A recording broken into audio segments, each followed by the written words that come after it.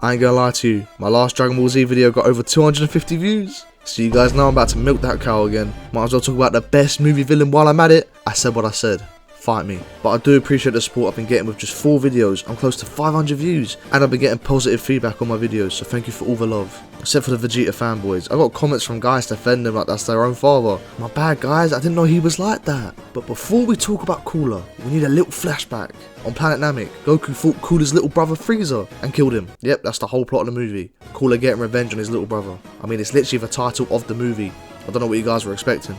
So Cooler pulls up on Earth, and I ain't gonna lie, he's got more aura than Frieza. I don't know about his squad though. They're frauds compared to the Ginyu Force. I miss Raccoon, man. But they ain't playing no games. This man Cooler is truly a menace too. He sees a random ass kid flying around and tries to shoot him down like he's Duck Hunter or something. So Goku gets in the way of the blast, defending his son Gohan. Get it? His son, Gohan? Okay, I'll shut up.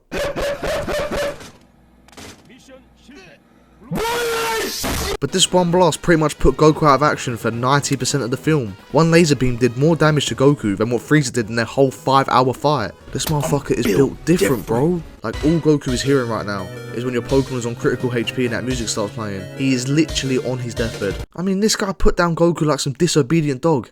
I know Frieza is in hell right now, gritting his teeth in pure anger, watching his brother kill the monkey that killed him. That's why he's the GOAT in terms of Dragon Ball Z movie villains. That's why he's the GOAT! The GOAT! Gohan eventually takes Goku to a cave just to hide him from Cooler and goes on a mission to get some senzu beans to heal Goku. And Cooler and his squad are playing no games. Gohan is flying on Icarus to try and escape to find help for Goku, and they just start jumping this kid. They're doing him worse than Vegeta on Planet Namek. They're just hitting him around like he's a volleyball. At this point, I don't know if I'm watching Haikyuu or Dragon Ball, because Gohan is getting beaten that badly. But it's okay now. Mr. Aura Farmer himself, Piccolo, pulls up, and just to make it better, he actually does something in this fight. This guy got his arms crossed just standing there, menacingly. Eventually someone attacks him and he fakes him out by making him hit his cape, so he gives him an elbow from the top rope like it's WWE. Left a dent in that boy's head. That's exactly why the squad are a bunch of frauds. Can't even beat Piccolo, who's a punching bag in like 80% of the Dragon Ball films. After toying with the squad more, one eventually throws an electric attack on Piccolo. I think it's electric, which is a direct hit. This guy had me thinking he's going to lose again, but I forgot Piccolo's goated with it. He then puts the attack on the weird alien motherfucker, and it burns him alive. Made this guy look like SpongeBob in that episode where he tries to get a tan. And that's got to be top 5 worst deaths in Dragon Ball. Getting fried by your own attack after it did nothing to the guy you used it on. That's tough. Piccolo then just starts throwing hands on Blue Jace. Look, that's what I'm gonna call him. I don't know how to pronounce his name, alright? I swear I can read, guys. Okay, I swear. But this guy deadass starts running. He wants nothing to do with Piccolo, and I don't blame him. He just witnessed his squad getting slimed out in front of him. After some running and hiding, Blue Jace decides to be the inspiration to Goku Black by using a pink key sword. But this sword, compared to Goku Black's, is literally a dying ant versus a supernova because it's fraudulent. All it does is leave a tear in Piccolo's shirt. So Piccolo is just piecing this man up, but the GOAT decides enough is enough. And he does a Frieza and just shoots this guy right in the chest, on the same side too. At this point, this gotta be racist, because why does that whole bloodline only do Namekians like that? And after all that, Goku is back in action. And now it's time for the main event. I'm gonna skip what Cooler does to Piccolo, because that's the GOAT right there, man. But Goku and Cooler finally get to it. Pause. And Goku is not holding back. He gets a 20-piece combo in this man's stomach. Like, damn, Goku just arranged his guts. Yo, pause. I don't know who's writing the script, but they're mad sus. Cooler eventually breaks the combo and pulls Goku underwater. I'm getting some serious deja vu here. After some scrapping underwater, they eventually come back onto land, and Goku is cooking this guy. Like, it's not even low key. He's just straight up cooking him, making the whole Frieza bloodline look like frauds. And Cooler clearly took that personally, and decides to have one of the coolest transformations the entire show has ever seen. And I will die on that hill, and it's not even an exaggeration either.